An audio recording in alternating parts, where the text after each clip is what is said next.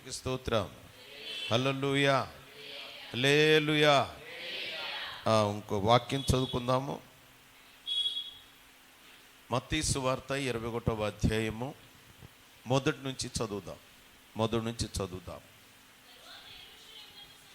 తరువాత యెరూషలేమునకు సమీపించి ఒలివ చెట్ల కొండ దగ్గర ఉన్న బేత్పగేకు వచ్చినప్పుడు యేసు తన శిష్యుల ఇద్దరిని చూసి, మీ ఎదుటనున్న గ్రామమునకు వెళ్ళుడి, వెళ్ళగానే కట్టబడి ఉన్న ఒక గాడిదయు దానితోనున్న ఒక గాడిద పిల్లయు మీకు కనబడును, వాటిని విప్పి నా ఎద్దుకు తోలుకొని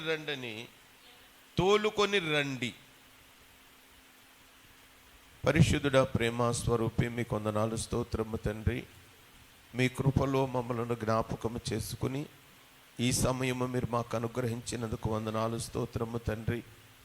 ప్రభువా, ఇదిగో తండ్రి, మొదట నీ దాసుడు మాట్లాడి ఉన్నాడు, మీకు స్తోత్రము తండ్రి. వ్యర్థమైన మాటలు మా నోట వస్తే క్షమించండి. పరిశుద్ధాత్మ దేవ, నీ సహాయము, నీ సన్నిధి మాతో కూడా ఉంచండి. నేను అల్పుడును, బలహీనుడును, అజ్ఞానిని తండ్రి, నన్ను మరుగుపరచండి ప్రభువా. నన్ను నీ నోటి బోరగా వాడుకొనండి.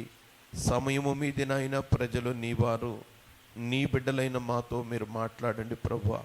మీరు మాట్లాడుచూ ఉండగా వినగలిగే చెవిని, గ్రహింపగలిగే జ్ఞానం మాకు దయచేయండి. ఆటంకపరిచే దురాత్మలను, చీకటి శక్తులను, ఎదురాడు మనసును, నిద్రాత్మను దూరపరిచి నీ ఆత్మ ద్వారా మమ్మల్ని నడిపించి మీ సన్నిధి కాంతి మా పైన ఉదయింప చేయమని, అయా ఆది నుండి అంతము వరకు మీరు మాత్రమే అధ్యక్షత వహించి మీరు అక్కడ సిద్ధపరచమని యేసుక్రీస్తు పరిశుద్ధ నామం పేరిట అడిగి వేడుకొని ప్రార్థించుతున్నాము పరమ తండ్రి, ఆమేన్. ప్రభు అయిన యేసుక్రీస్తు యెరూషలేము పట్టణమునకు వెళుతూ ఆయన శిలువ యాగమునకు సిద్ధపడుతూ ఆయన ఈ ప్రయాణము చేస్తూ ఆయన అంటున్నాడు, యెరూషలేము సమీపములో ఉన్న ఒలీవ చెట్ల కొండ దగ్గర ఉన్న బేత్పగేకు వచ్చాడు. ఆయన అక్కడికి వచ్చి ఆయన శిష్యులలో ఇద్దరిని పిలిచి ఎదుట ఉన్న గ్రామములోనికి వెళ్ళి అక్కడ కట్టబడి ఉన్న గాడిదను, గాడిద పిల్లను తోడుకొని రండి. ఎవరైనా అడిగితే ఇది ప్రభువునకు కావలసి ఉన్నదని చెప్పమని ప్రభువు చెప్పాడు. ఇక్కడ ఆయన వెళుతుంది సర్వమానవాళి నిమిత్తము మరణించటానికి వెళ్ళబోతున్నాడు, బలియాగమగుటకు వెళ్ళబోతూ ఉన్నాడు. ఆయన మొట్టమొదట ఆయన పుట్టినప్పుడు యెరూషలేము పట్టణపు వారు, యెరూషలేములో ఉన్న రాజు అయిన హేరోదు కూడా కలవరము చెందారు. దేవునికి స్తోత్రము. వారు భయపడ్డారు. ఇప్పుడు ఆయన యెరూషలేము పట్టణానికి బయలుదేరుతూ ఉన్నాడు. యెరూషలేము పట్టణానికి ఎందుకు బయలుదేరుతున్నాడంటే, తాను ఎందు నిమిత్తం ఈ లోకానికి వచ్చాడో అది నెరవేర్చుటకు, తన్ను తాను అప్పగించుకొనుటకు ఆయన ప్రయాణమై వెళుతూ ఆయన తన శిష్యులతో అన్నాడు, ఎదుట ఉన్న గ్రామములోనికి వెళ్ళి కట్టబడి ఉన్న గాడిదను, గాడిద పిల్లను తోడుకొని రండి. దేవునికి స్తోత్రం. హల్లెలూయా, హల్లెలూయా. ఈ వాక్యము మనం ప్రతి సంవత్సరము వింటూనే ఉన్నాము. ఈ కట్టబడిన గాడిద ఆయనకు అవసరమంట. ఈ కట్టబడిన గాడిద పిల్ల ఆయనకు అవసరమంట. మనము కూడా, మనమే కాదు, అనేకులు ఇంకను బంధకములలో కట్టబడ్డారు. రక్షణలోనికి రాక, రారాజును కలుసుకొనుక, ఇంకను ఈ లోక సంబంధమైన వ్యర్థమైన వాటిలోనే వారు కట్టబడి ఉన్నారు. దేవునికి స్తోత్రము.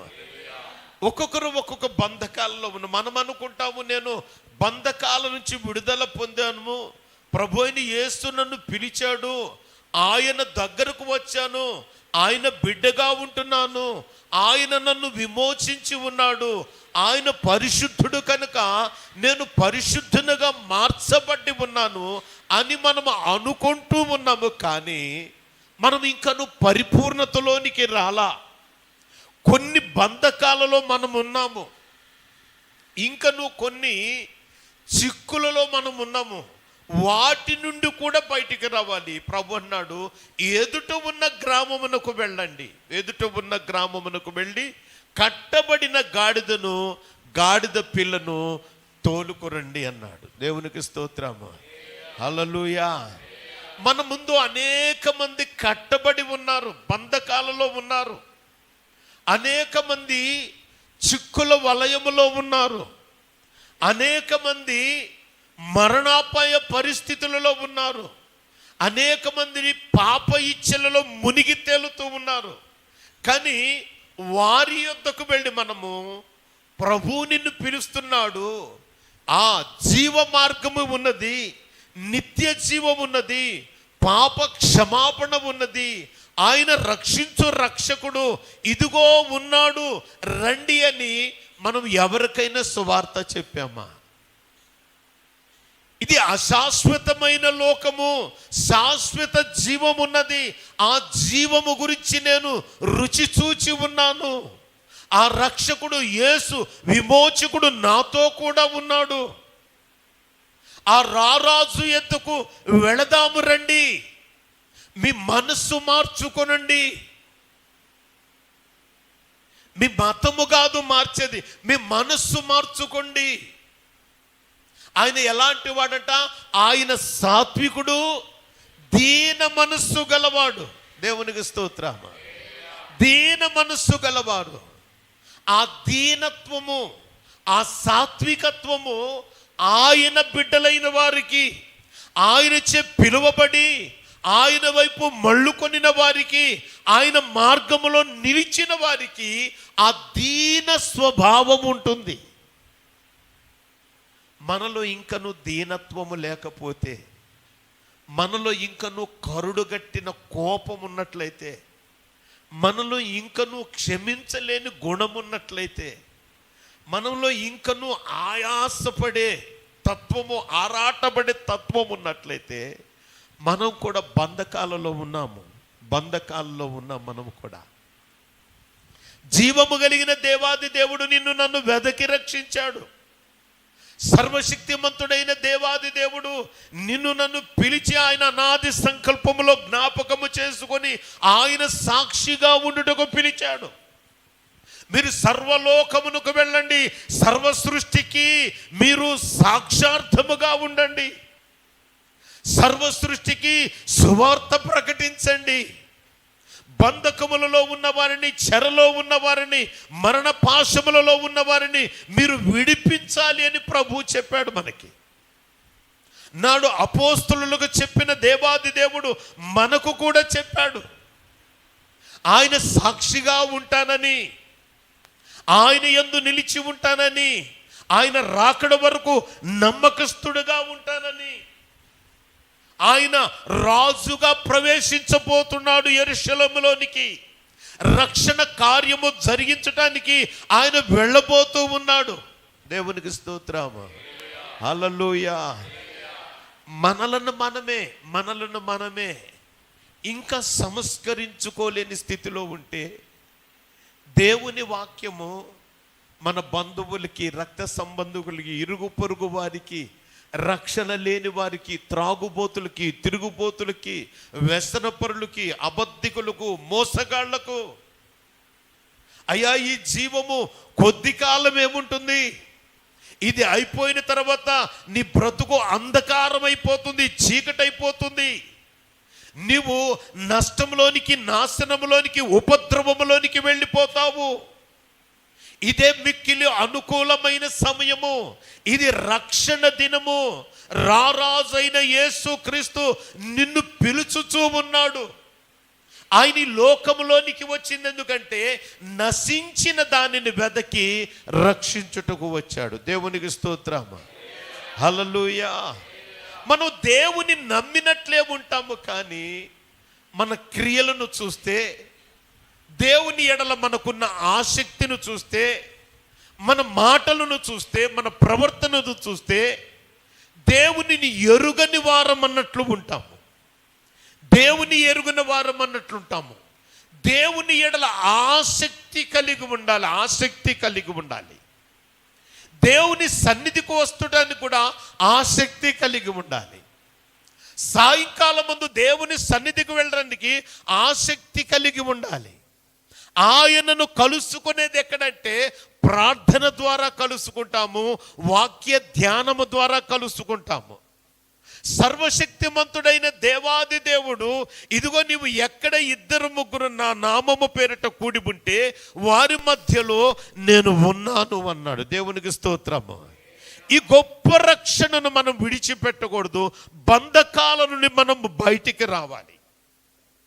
బాహ్యంగా చేసే అలంకరణ కాదు, మనము అలంకరింపబడాలి. ఆయనను ఘనపరిచేది ఎలా అంటే, ఆయనను మహిమపరిచేది ఎలాగూ అంటే, మనము పరిపూర్ణతగా పరివర్తన చెందితేప్పుడే మనము ఆయన ఎడల నమ్మకస్తులుగా ఉన్నప్పుడు ఆయన అంటాడు, బల నమ్మకమైన మంచి దాసుడా. దేవునికి స్తోత్రమా, దేవునికి స్తోత్రమా. నా పిలుపును బట్టి బంధకాల నుంచి నువ్వు బయటికి వచ్చావు, ఈ జీవ మార్గములోనికి వచ్చావు. నేను నీకు నిత్య జీవం ఇస్తాను అని నా మాట నీవు నమ్మి ఉన్నావు కనుక, నిరీక్షణతో నీ విశ్వాసమును కొనసాగించావు కనుక బల నమ్మకమైన మంచి దాసుడా. లెక్క అడిగే దేవుడు వస్తాడు. ఆయన నాకు ఇచ్చిన తలాంతులను నేను వృద్ధి చేసుకోవాలి. దేవునికి స్తోత్రము. మన తలాంతులు వృద్ధి అయినవా? నీకు పాట పాడే వరము, ప్రార్థన చేసే వరము, పరిచర్య చేసే వరము, వాక్యము బోధించే సమయము ప్రభు నీకు ఇచ్చి ఉన్నాడు. వృద్ధి అయిందా లేదండి? అందులో నువ్వు పెంచబడుతున్నావా లేదా కిందకి వెళుతూ ఉన్నావా? 5 తలాంతులు ఇచ్చిన వాడికి 10 చేస్తే బలా నమ్మకమైన మంచి దాసుడు అన్నాడు. అక్కడే పెట్టి మూటగట్టి భూమిలో పాతి పెట్టిన వాడిని ఏమన్నాడు? చెడ్డదాసుడా.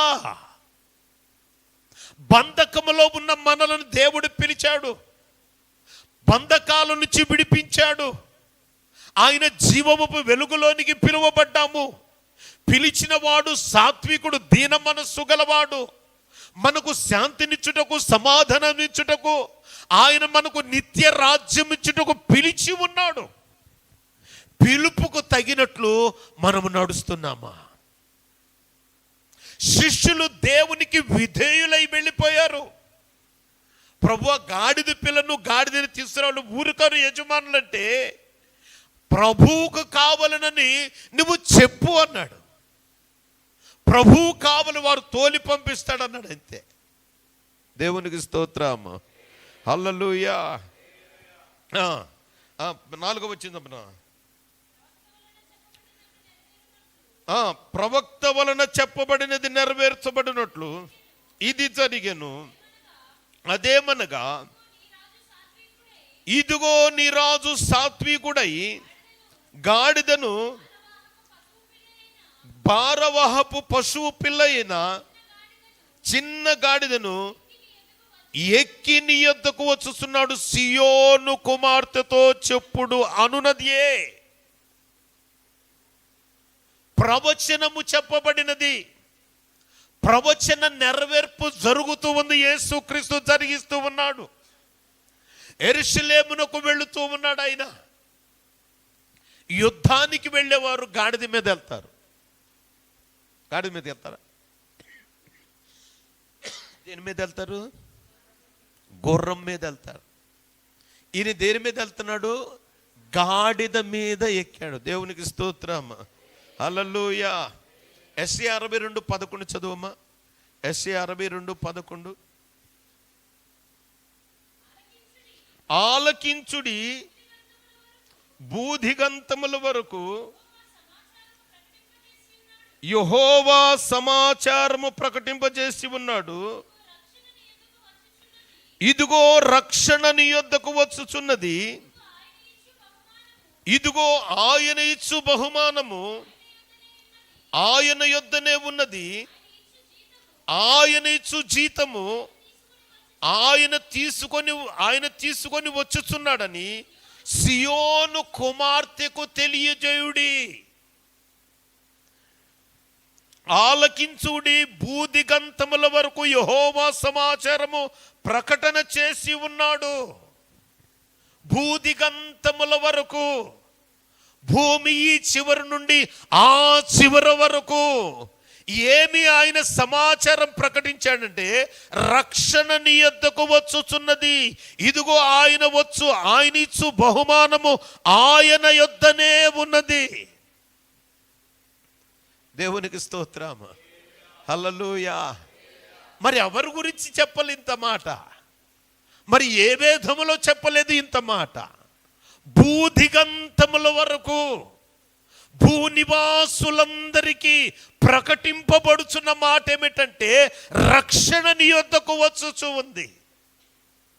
కానీ రక్షణను ఎంత నిర్లక్ష్యము చేస్తామో, రక్షణను ఎంత నిర్లక్ష్యము చేస్తామో, ఇంత గొప్ప భాగ్యాన్ని ఎంత నిర్లక్ష్యము చేస్తామో. కానీ లక్ష్య పెట్టవలసి ఉన్న ఈ రక్షణ దినమును నిర్లక్ష్యము చేస్తున్నాము. దేవుడు క్రీస్తుకు పూర్వమే ఇది ఇశ్రాయేలులకు మాత్రమే కాదు, కానీ ఎవరికి తెలియజేస్తున్నాడు? భూజనులందరికీ. దేవునికి స్తోత్రము. ఆలకించుడి, భూదిగంతముల వరకు యెహోవా సమాచారము ప్రకటన చేయుచున్నాడు. భూదిగంతముల వరకు. దేవునికి స్తోత్రం. అయ్యా వందనాలయ్యా. అయ్యా ఇటు చూడండి, మీకు వందనాలు. నాకు చెప్పే మనసు కూడా పోతుంది, చెప్పే ఆత్మ కూడా పోతుంది. కొంచెం నా ఇంకా చూడండి. దేవునికి స్తోత్రం. మరొకసారి చదవండి. ఇదిగో ఆలకించుడి, భూదిగంతముల వరకు యెహోవా సమాచారము ప్రకటింపజేసి ఉన్నాడు.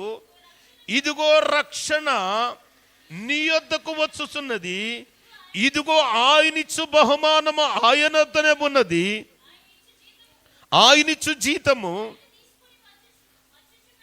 ఆయన తీసుకొని వచ్చుచున్నాడని సియోను కుమారులకు తెలియజేయుడి. దేవుని పట్టణములో దేవుని ప్రజలుగా పిలువబడిన దేవుని యొక్క బిడ్డలకు తెలియజేయుడి.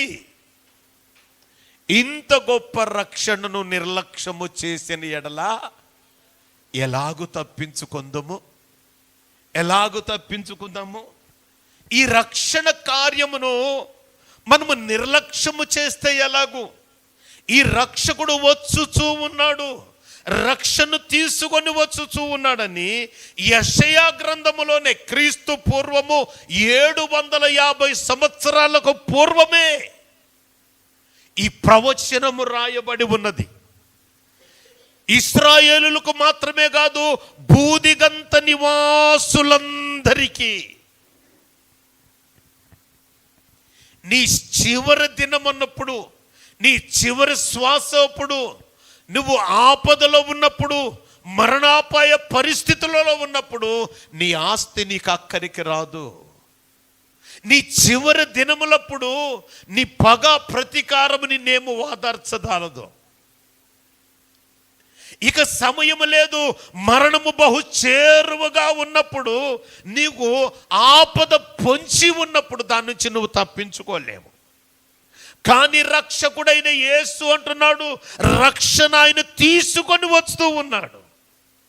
మరణ బంధకాల నుంచి విడిపించగలిగిన మహిమగల రాజు, తాను మరణించి తిరిగి లేచి మరణము పైన జయము కలిగిన రాజు. ఆయన మాటలను నీవు నేను ఆలకించి అనుసరిస్తే, ఆస్వాదిస్తే, ఆయనను హత్తుకొని జీవిస్తే, ఆయన పిలుపుకు తగినట్లు నమ్మకస్తులుగా ఉన్నట్లయితే, రక్షింపబడిన వారుగా ఉన్నట్లయితే, బంధకము నుంచి విడుదల కలిగిన వారముగా ఉన్నట్లయితే, ఎంత సంతోషమో, ఎంత సంతోషమో. నువ్వు అనుదినము చేసే పని మీద నీ మనస్సు పెట్టినంతగా దేవుని మీద మనస్సు పెడుతున్నావా? నీ అనుదినము నువ్వు చేస్తే నీ వృత్తి మీద నీ ఎంత సమయం పెడుతున్నావో దేవుని మీద. ఈ లోకములో మనకన్నీ అవసరమే. ధనము సంపాదించుకోవాలి, ధనము కలిగి ఉండాలి. ఇంత గొప్ప రక్షణను నిర్లక్ష్యం చేయకూడదు. 2024 సంవత్సరముల క్రితము ప్రభు అయిన యేసు క్రీస్తు ఆ యెరూషలేము పట్టణమును ఆ పట్టణపు సమీపము ప్రవేశించాడు. ఆయన ఆ పట్టణములో ప్రవేశించుటకు ఆయన ఆ గాడిద పిల్ల మీద ఎక్కాడు. దేవునికి స్తోత్రము. హల్లెలూయా, హల్లెలూయా. ఇక్కడ ఏం చెప్పింది? ఇదిగో నీ రాజు సాత్వికుడు గాడిదను భారవాహ పశు పిల్లని ఎక్కి నీ యొద్దకు వచ్చుచూ ఉన్నాడు. దేవునికి స్తోత్రం. హల్లెలూయా. మన రాజు ఎవరంట? సియోను రాజు ఎవరంట? చెప్పాలి. ఎవరంట ఆయన? సాత్వికుడు. నీలాగా నాలో ఒక కోపచిత్తుడు కాదు, మనలాగా అసూయపరుడు కాదు. మన రాజు ఎలా ఉండంటే ఆయన సాత్వికుడు. మత్తయి 11:29 ఉన్నది, నేను సాత్వికుడను, దీన మనస్సు గలవాడను కనుక మీ మీద నా కాడి ఎత్తుకుని నా యొద్ద నేర్చుకొనుడి. దేవునికి స్తోత్రం, దేవునికి స్తోత్రం. మనం మనుషులను చూసి నేర్చుకుంటాము.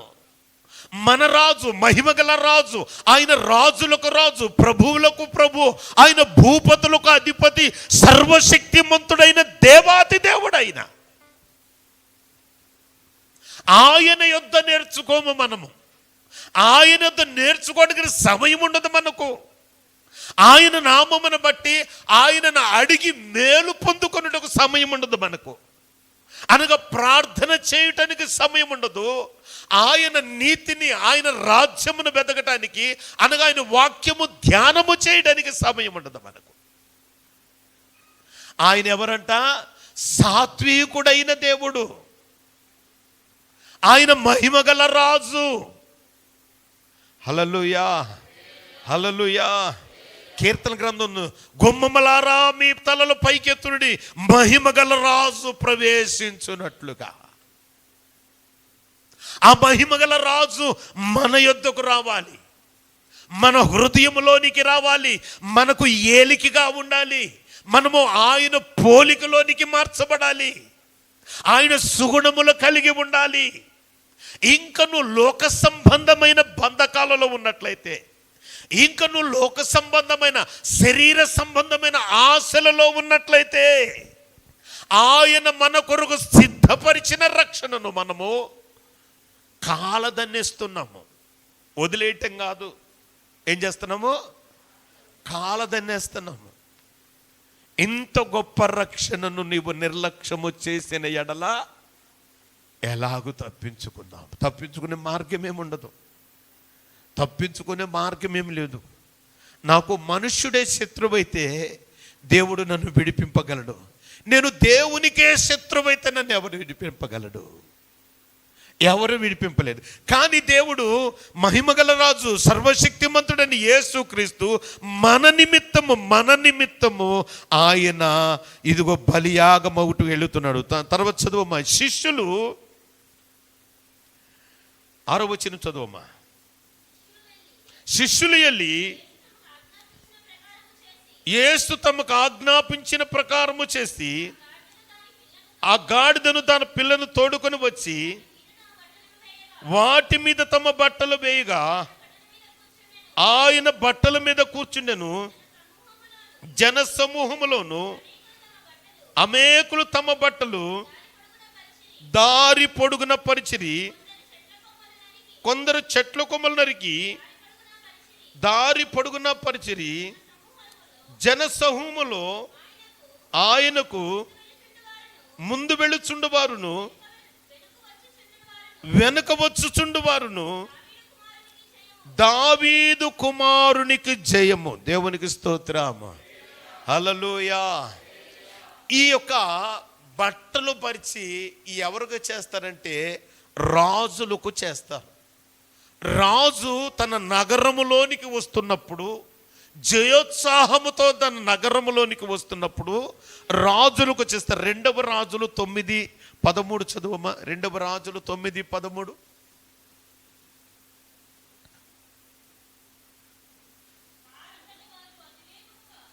అంతటి వారు అతివేగముగా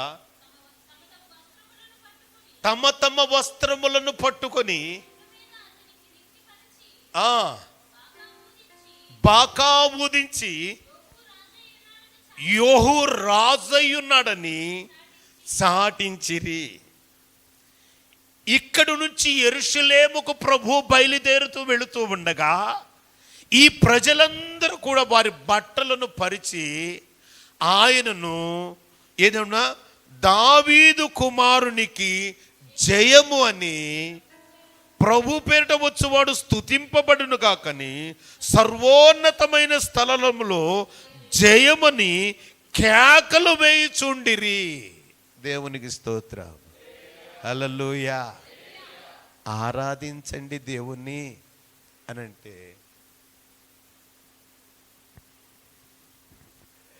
ఘనపరచండి దేవుని.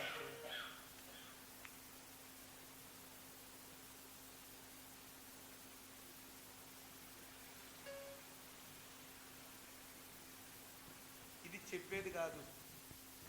ఎవరికి వారు కృతజ్ఞతాపూర్వకంగా దేవుని స్తుతించాలి. ఇక్కడ వీళ్ళు ఏం చేశారు చెప్పరా? ఎనకూడదు తెలీదా? ఏం చేశారు? కేకలు వేయుచుండ్రి. ఏమిటా కేకలు? దావీదు కుమారునికి జయము, హోసన్నా అంటే జయము. అసలు గొంతు పోయి, ఒకప్పుడు నాకు బాగా గట్టి గొంతు ఉండేది, బాగా అరిసేవాడిని. ఇప్పుడు హోసన్న అసలు వీళ్ళు అరవట్లా. మీరందరు కానీ మీ గొంతంతా కలిపి హోసన్నా అని అరిస్తే అసలు మా గొంతులు ఈ మైకులు పనిచేయవు. అసలు హోసన్నని బయటకు రాదు. అమ్మో, బయటకు వస్తే ఏమన్నా అరిగిపోద్దేమో గొంతు. ఆయన అరుతున్నాడు, మాకెందుకు? నేను తింటే నా కడుపే నిండిది, అంతే కదా. ఎవరు తింటే వాళ్ళు కడుపు నిండిది, అంతే. నువ్వు స్తుతిస్తే, నువ్వు ప్రార్థన చేస్తే, నువ్వు దేవుని దగ్గర గోజాడితే, దేవుని మాట వింటే ఆయన నీ యంక చూస్తాడు, ఆయన నిన్ను చూస్తాడు. ఏమన్నా ఏం రాసిందమ్మా? దావీదు కుమారునికి జయము, ప్రభు పేరిట వచ్చువాడు స్తుతింపగడును గాక, సర్వోన్నతమైన స్థలములలో జయము. ఇక్కడ కూడా కాదు, సర్వోన్నతమైన స్థలములలో జయము. వారు కేకలు వేసిరి, వారు కేకలు వేయుచుండిరి.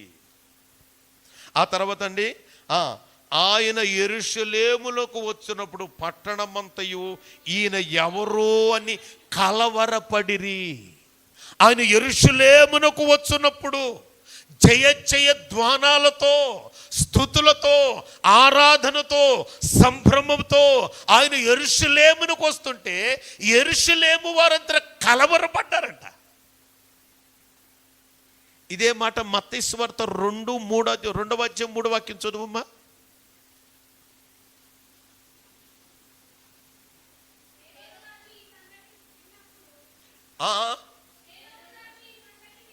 హేరోదు రాజు ఈ సంగతి విన్నప్పుడు అతడును అతనితో కూడా యెరూషలేము వారందరూ కలవరపడ్డారు.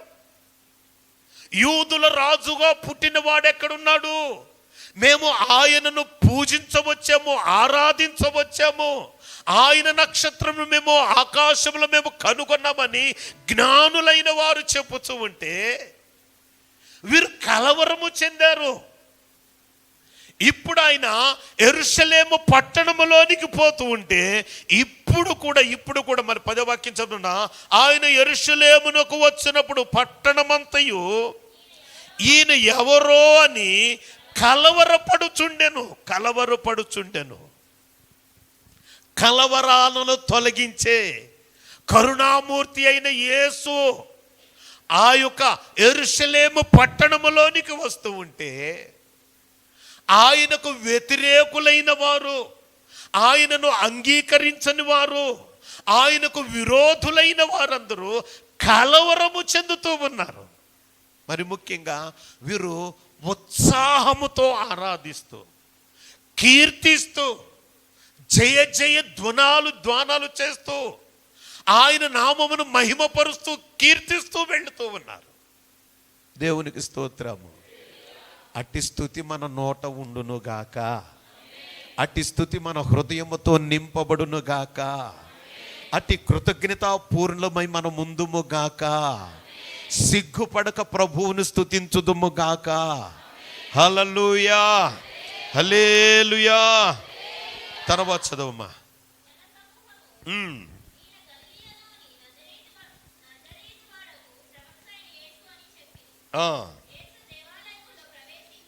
యేసు దేవాలయములో ప్రవేశించి క్రయ విక్రయములు చేయువారందరిని వెళ్ళగొట్టి రూకలు మార్చువారి బల్లలను, గువ్వలమ్ము వారి పీఠములను పడద్రోసి నా మందిరము ప్రార్థనా మందిరము అనబడును. దేవునికి స్తోత్రం. హల్లెలూయా, హల్లెలూయా. ఆయన మందిరము ఆయనకే నివాసము, ఆయనకు మాత్రమే. మనమందరము కూడా ఆయన మందిరాలము. నీ దేహము దేవుని ఆలయమని మీరెరుగరా? పరిశుద్ధాత్మకు నిలయమని మీకు తెలీదా? మనందరికీ తెలుసు. కానీ ఆ మందిరములో ఏమేమి ఉన్నాయంట? అక్కడ ఏమున్నాడు? క్రయ విక్రయాలు. మన మందిరాలు కూడా ఉన్నాయి. ప్రభువా, దీని నుంచి తప్పిస్తే నేను అది చేస్తా. ప్రభువా, ఈ అపాయము నుంచి తప్పిస్తే నేను నీకు ఇది ఇస్తా. క్రయ విక్రయాలు, బేరసారాలు. ఈ మందిరము అలా ఉండుట కాదు దేవుని చిత్తము. ఈ మందిరము మహిమగల దేవునితో నింపబడాలి. క్రయ విక్రయాలు, లాభ నష్టాలు, ధనాపేక్షలు, శరీర ఇచ్ఛలు, ఈ లోక సంబంధమైన మోహాలు, ఈ లోక సంబంధమైన ఆచారాలు, ఇది దేవుని మందిరం. ఇది సకల జనులకు, యెషయా 56:7 చదువుమా. యెషయా 56:7 మాట ఉంటుంది. నా ప్రార్థనా మందిరములో వారిని ఆనందింపజేసేదను. నా బలిపీఠము మీద నాకు అర్పించు దహన బలులను నాకు అంగీకారమగును. నా మందిరము సమస్త జనులకు ప్రార్థనా మందిరం అనబడును. వ్యాపారపుటిల్లు కాదు, లాభ నష్టాలు కాదు, కక్షతో హృదయము నింపుకోవటము కాదు, దురాశతో హృదయము నింపుకోవటము కాదు. నీ హృదయము నా మందిరము. ఇది సకల జనులకు ప్రార్థనా మందిరము. ఇర్మియా కూడా ఉంది, చదువుమ్మా. ఇర్మియా 7:11 కూడా చదువు.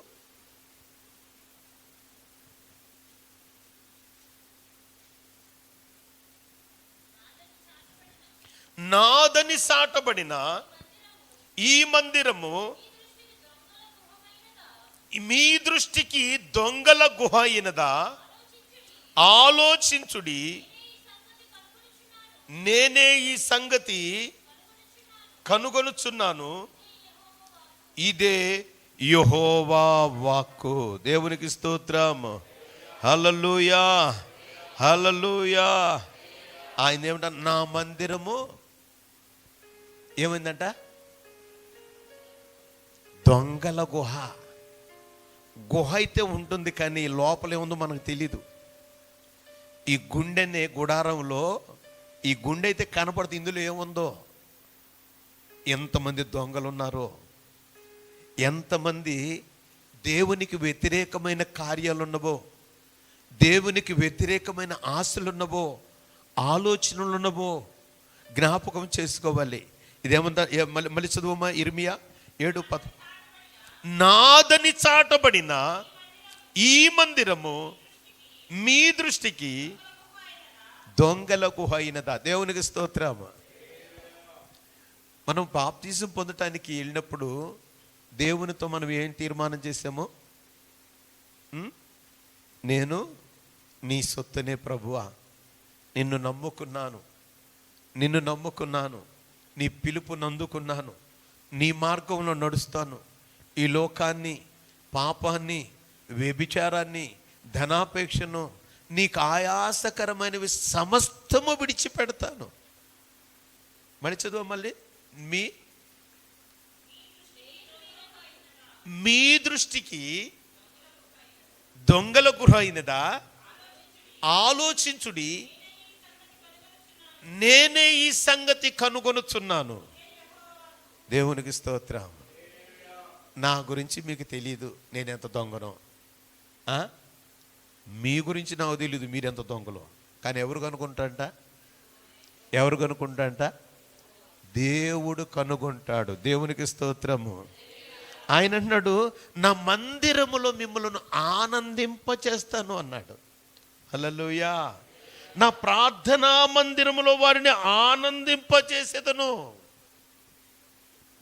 నా ప్రార్థనా మందిరంలో వారిని ఆనందింపచేసేదను.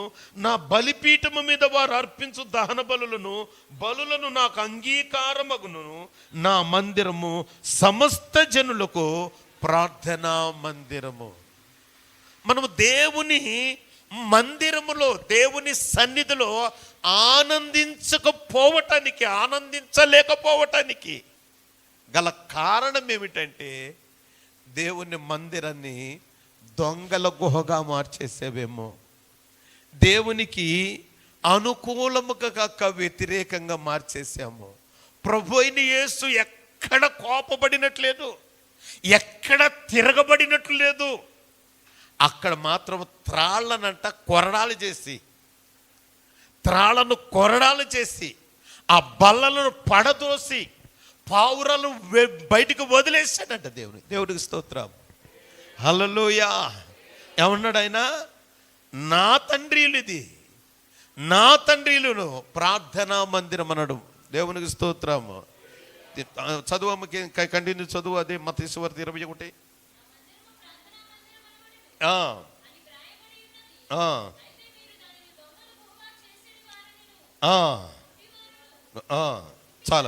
చాలు. అయితే మీరు దానిని దొంగల గుహగా చేసి ఉన్నారని ప్రభు సెలవిస్తున్నాడు. కనుక ప్రభువు మనకు రక్షణ మార్గాన్ని బోధించి, ఆయన సిలువ యాగానికి వెళుతూ ఆయన మనలందరినీ పిలిచి ఉన్నాడు. ఆయన మార్గాన్ని మనకు బోధించి ఉన్నాడు. ఆయన ఇచ్చు నిత్య జీవమునకు మనలను పాత్రలు చేయుటకు ఆయన అనేక విధాలుగా మనకు బోధించి ఉన్నారు. కనుక దేవునికి వ్యతిరేకమైన కార్యము మన మనస్సులోనికి రాకుండా దేవుడు తన ఆలయమందు మనను ఆనందింప చేయునట్లుగా, మన పక్షముగా కార్యములు జరిగించినట్లుగా, మనము దేవుని పిలుపుకు లోబడి ఆయన చిత్తాన్ని అనుసరించి నడుస్తున్నామో లేదో ఒకసారి మననము చేసుకుని, జ్ఞాపకము చేసుకుని, ఒకవేళ ఇంకనూ బంధకాలలో, ఇంకనూ లోక సంబంధమైన వాటిలో మనము చిక్కుబడి ఉన్నామేమో. ప్రభు అంటున్నాడు, నేను సాత్వికుడను, దీన మనస్సు గలవాడను, నా మీద మీ కాడి ఎత్తుకొని నా యొద్ద నేర్చుకొనుడని. ఆయన సాత్వికుడుగా దీన మనసు గలవాడుగా గాడిద పిల్లను ఎక్కి ఆ పట్టణంలోనికి ప్రవేశించి ఉన్నాడు. కనుక ఈ వాక్యము వినిన నీవు, నేను, మనము చదివిన మనము ఒకటి జ్ఞాపకము చేసుకోవాలి. నువ్వు ఇంకను బంధకాలలో ఉన్నావా? ఇంకను ప్రభు వాక్యమును అంగీకరింపకుండా, ఆయన సొత్తు కాకుండా నీ ఇష్టాన్ని జరిగిస్తున్నావేమో జ్ఞాపకం చేసుకో. ప్రార్థన చేద్దాం, కనులు ముద్దాం, ప్రార్థన చేద్దాం, కనులు మూసి ప్రార్థన చేద్దాం.